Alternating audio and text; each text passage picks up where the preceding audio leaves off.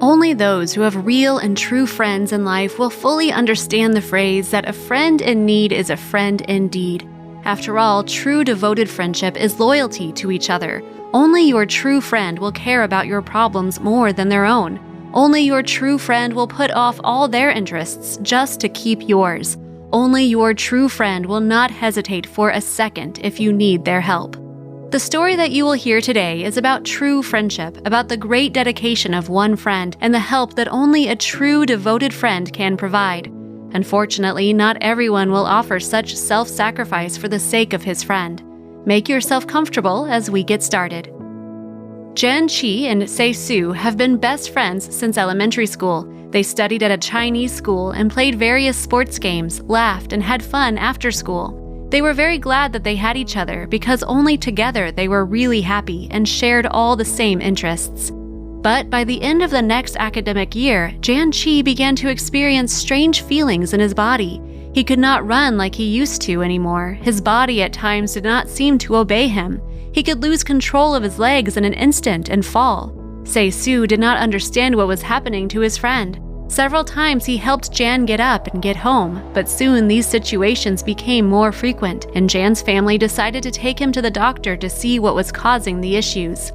After conducting all the examinations, the doctor revealed the terrible verdict. Jian developed muscular dystrophy. This meant that every week the boy would find it increasingly difficult to control his muscles. They would weaken at a catastrophic rate. At first, it will be difficult for him to run, then to walk, then to hold a spoon in his hands, and in the end, he may even be bedridden. His parents, having heard this terrible news, were heartbroken because they did not dream of such a future for their son. But the boy did not lose hope for a bright future. Despite this diagnosis, he remained a positive and cheerful child. But the words of the doctor very soon began to come true. At first, Jian stopped running altogether as he could no longer cope with the activity. Then he stopped leaving the classroom to go to lunch. Now it took him a huge amount of time to get home from school, and he stopped communicating with his peers because they were very fast compared to his new rhythm of life. Everything in Jian's life seemed to slow down. He was upset that he could no longer run and play with the rest of the boys, who very quickly lost interest in him because now they had nothing in common. Only Sei Su was always there. He gave up all outdoor games to support his friend. He also stopped going to the cafeteria and brought food from home, and he ate with Jian in the classroom. He accompanied Jian to the house and tried to support him in every possible way so that he would not feel lonely and sad.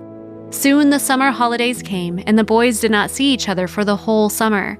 For Jian, this summer was a turning point. Since he was unable to even get out of his bed, by the beginning of autumn, he could no longer leave his room on his own, so he could not go to school anymore. His parents transferred Jian to homeschooling so that the boy could continue his studies. Of course, he was very upset that he would no longer see his classmates, would not be able to go to school like all normal children, and from this, he fell into a real depression. The poor parents did not know how to help their son and make him smile again. In the meantime, the new school year had already begun. Sei Su came to the school and did not find his friend Jian there. At first, he thought that he was going through some kind of rehab and would be coming to school soon, but the teacher told the children that Jian was transferred to homeschooling because due to his illness, he would no longer be able to come to school.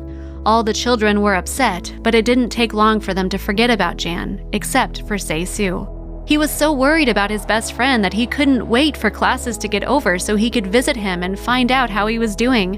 When Sei Su came to Jian's house, he found with horror in his eyes that Jian was bedridden and could not even get out of bed on his own.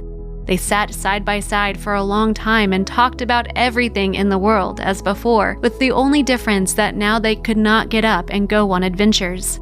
It was at that moment that Sei Su realized that he could not let his friend lie in bed like this for the rest of his life. He went out to his parents to have a serious talk with them. He wanted to offer them a way out of this difficult situation. But Jian's parents were shocked by Sei Su's offer and immediately turned him down.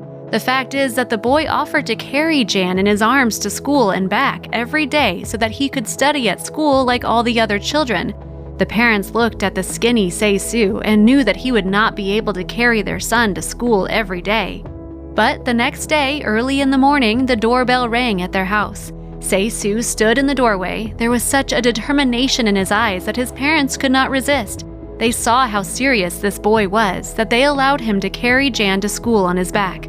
They assumed that one day would be enough for Se-su to abandon his idea.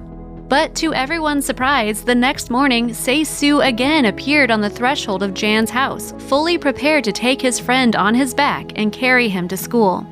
No one even thought that this fragile, thin boy, Se-su, would keep his word, and despite all the difficulties, for the 4th year now, he has been coming every morning for his friend and carrying him to school on his back. He comes in any weather because, as he himself says, rain or snow cannot be an obstacle to his best friend's education. From the day Se-su took Jan to school for the first time, they never parted again. Se-su carried his friend in his arms not only to and from school, but also on various trips to museums and exhibitions. Se-su says that the only thing he dreams of in life is that his best friend does not feel inferior and lives the same full life as Se-su himself. Perhaps no one would have known about this story if journalists had not found out about this wonderful boy who selflessly carried his friend in his arms every day. It is thanks to these journalists that we learned about this story and were able to share it with you.